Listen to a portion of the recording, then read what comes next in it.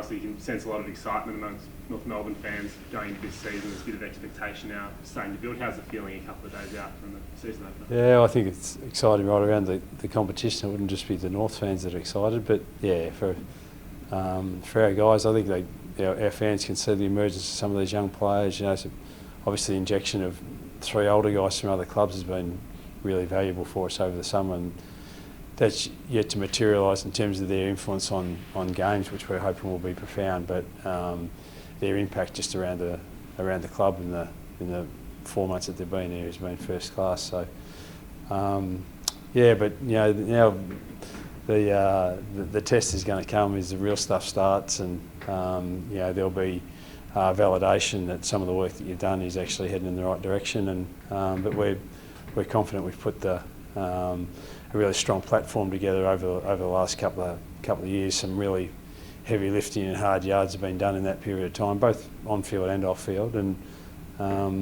yeah, I think our fans and hopefully the wider football community will see us starting to be more competitive in games in the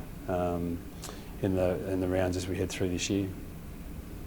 Okay, have you seen things compared to last year that you've noticed, you know, distinct progression in certain areas? You know, areas you might have lacked last year, now you can see pre-season this time. That's taken a step forward for us.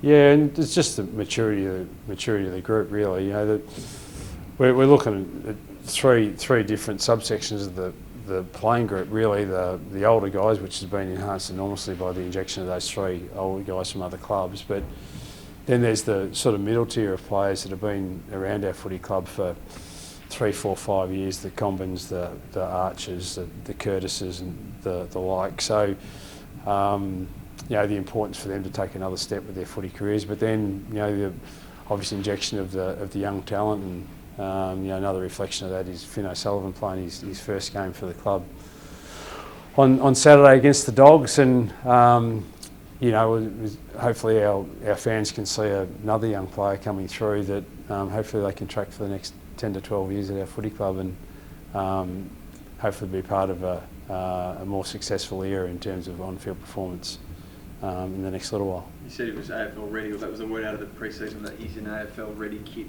What did you like about him? What should we expect from him? Well, he's got really good composure with the ball in hand and knows how to find it. And he's just, for wiry is probably the description of his body build at the moment, but despite him being so wiry, he's got pretty good strength through his hips and hard to tackle, and you know, can't take him to ground easily. So you know that composure and capacity to stay on his feet and see what's going on in the game. He just looks like a guy that's got a lot of time with the ball. So I'm sure once he starts playing some games, our fans will pretty quickly fall in love with him if they haven't already done so. How much, if at all, do you sort of address the fact that there's a few out on the opposition and the opportunity that might present to start the season off? Yeah, well, I pretty much take note of just what's going to be out on the park, and what was out on the park a couple of weeks ago in Launceston was good enough to beat Hawthorn. And you know, the Bont played that game, but he was done in 10 or 15 minutes. And so what we do know is that they're a really competitive outfit, and a lot of teams have had injuries before, and just learn how to cope with them. And so they've had plenty of time to actually work out what they can do in terms of replacements and give those guys opportunity to play in those spots. So, and to be fair, we can ill afford to be taking any team lightly, really.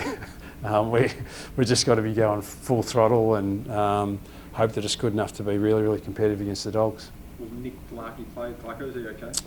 Yeah, well, he's got a corky at training, and we didn't want to train him today just to allow that to try to settle down a little bit. And we're hoping he's going to be good as gold by the weekend, but we can't absolutely stamp it right now until he comes in tomorrow. And we didn't want to run him today and just aggravate that at all. So he'll have maybe a bit of a run around tomorrow, or maybe even Saturday morning, and then. But yeah, not ideal. But he's had a great summer, and that's why we'll give him every chance to be able to play. Clarko, how, when you speak about the 3 experienced guys brought in, how much have they brought into the system and the game plan that you want to implement, or do we see you guys play a slightly different way, having access to that experience and talent? Yeah, well, they've been really good in terms of bringing some intel from other clubs, which is always valuable. But by and large, the most critical thing that I think they've been able to bring to the group is so often when you're in a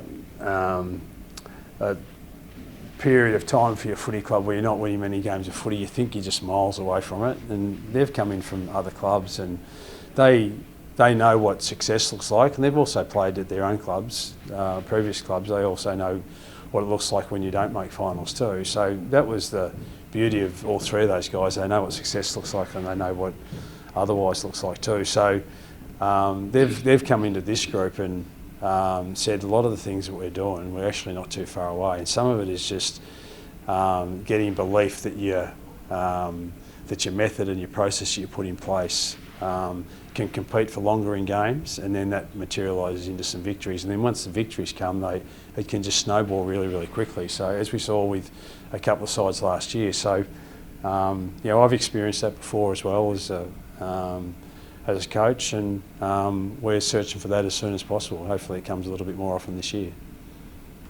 Club legend Jack Darling plays game 300, mate. Have you roll out the highlights? Well, he'll be, he's 298, isn't he?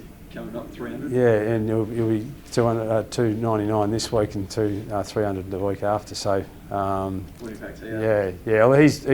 Well, all three of them, to be fair, have been terrific. But we like the fact that he's going to be able to support Nick Larkey in our front end, and Cam's area. Some of our ball movement can be a little bit more direct, perhaps because of his presence down there. So he's just a pro, just been around the competition a long period of time, great competitor. And he and Courtney, his three kids, are on an adventure. I mean, what's going to bring the lad from the West unless it's AFL footy? It's a special part of the game, really, that these guys can experience the world, go on a bit of an adventure with their family and play some footy at the same time. So, we're hoping he can have a big impact for our club. You talked about the snowball effect when things start to go right. Do you get the sense things could click for Gurley and then you're away? Well, it's hard to say, but all we're really searching for is to put our method in place, and it's boring language really when we just talk about the process and the outcome will look after itself. But that's generally what we're after, and just looking to compete deeper into games. I think first 11 games of the season last year, I think at three-quarter time we weren't really in the contest in any one of those 11. Second half of the year we're a little bit better in competing for longer, won 3 of those games. A couple of others we could have won and just found a way to lose them. So if you looked at the second half of the year and said, well, if they won those couple that they probably should have won, they'd have won 5 in the second half of the year. Say, well, that's starting to show some evidence that they're on the right track. So we'd like to consolidate on that, and but really getting deep into games and still being competitive, and not having either our fans or anyone else turn the telly off at three-quarter time is pretty much a key method for us to be able to judge on how we're going this year. Just listening to Harry Sheetal talk during the pre-season, he went into sort of detail about how meticulous he is with his diet. He seems like such a professional. Do you feel like his evolution as a player, like he just has no ceiling because of the way that he's preparing himself to be an NFL footballer? Well, he gives himself every chance, doesn't he? And but it's such a delicate game. I'd imagine, and from any chats I've had with anyone at Collingwood, Nick Dacos is the same in terms of his professionalism, but still the game bit him on the backside last week. It's a tough, brutal game, and these lads need to prepare as best they can. But still, there's no guarantees in the game. Hot days, fanatical opponents. Every time you go out to play, there's someone that wants to stop you from doing what you want to be able to do, and Sheesh is going to find that in his career as well. But he does everything he possibly can to give himself the best chance, and we're hoping he'll be a real consistent contributor for us again this year. Clarko, do you mind if I just ask one about Adelaide down the track? You play at the Adelaide Oval. The Shield final is going to be there Monday to Friday. Would you have any reservations about playing a game of footy there a day or two after a 5-day game of cricket has wrapped up? No, well, my experience with Adelaide Oval is the groundsmen there usually get their oval in pretty good nick, and you just trust the process that the ground staff will get that ground in good nick if they make the call that we're okay to play there. It's just amazing, the technology. They're talking about, we'll put a cricket pitch in there for 4 days and then we'll rip it out again and you can play footy on it 2 days later. It's amazing, the technology. If it can be done, we're all for it. All I do know is that I've been going to Adelaide Oval since I was a kid.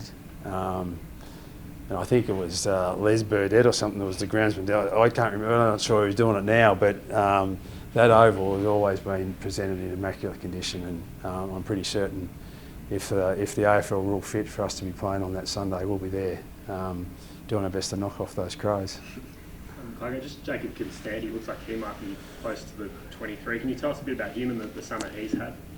Yeah, well, he's a lad that has come out of the Sydney program for a couple of years.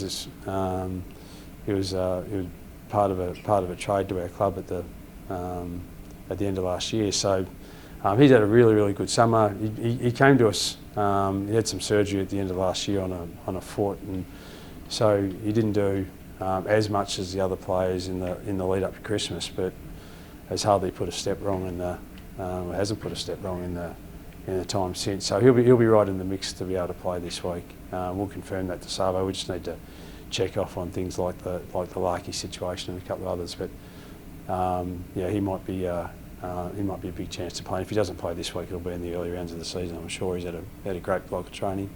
Fitness test tomorrow likely for Nick Larkey, did he? We just need to determine whether it's tomorrow or Saturday. We're pretty confident so that he's going to be okay to play, but we just want to see him at full stretch and see that he's okay to be able to get through a game of footy.